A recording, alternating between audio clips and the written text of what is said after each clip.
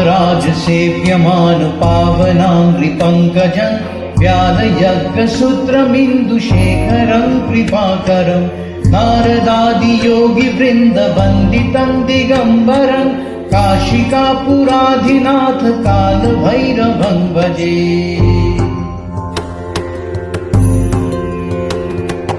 भानुकोटिभास्वरं भवद्धितारकं परं नीलकण्ठमीप्सितार्धदायकं त्रिलोचनं कालकालम् अम्बुजाक्षम् अक्षशूलम् अक्षरं काशिकापुराधिनाथ कालभैरवं भजे। शूलटङ्कपाशदण्डपाणिमादिकारणं श्यामकायम् आदिदेवम् अक्षरं निरामयं भीमविक्रमं प्रभुं विचित्रताण्डवप्रियं काशिकापुराधिनाथ कालभैरवं भजे।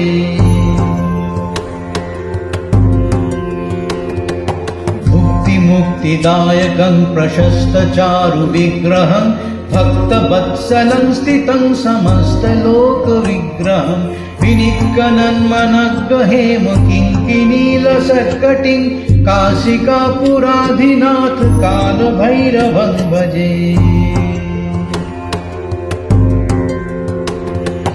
धर्मसेतुपालकं त्वधर्ममार्गनाशनं कर्मपाशमोचकं सुशर्मदायकं विभुं स्वर्णवर्णशेषपाश शोभिताङ्गमण्डलं काशिकापुराधिनाथ कालभैरवं भजे।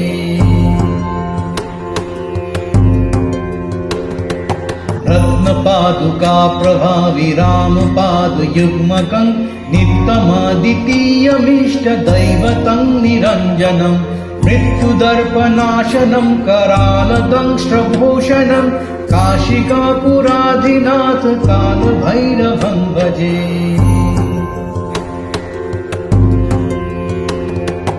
अट्टहासभिन्नपद्मजाण्डकोशसन्ततिं दृष्टिपातनष्टपापजालमुग्रशासनम् अष्टसिद्धिदायकं कपालमालिकाधरं काशिकापुराधिनाथ कालभैरवं भजे।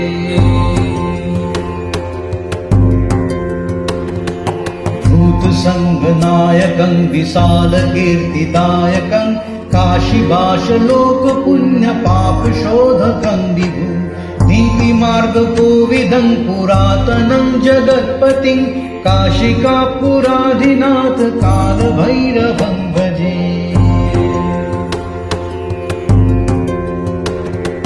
कालभैरवाष्टकं पठन्ति ये मनोहरं ज्ञानमुक्तिसाधनं विचित्रपुण्यवर्धनं शोकमोहदैन्यलोभकोपतापनाशनं ते प्रयान्ति कालभैरवाङ्घ्रिसन्निधिं ध्रुवम्।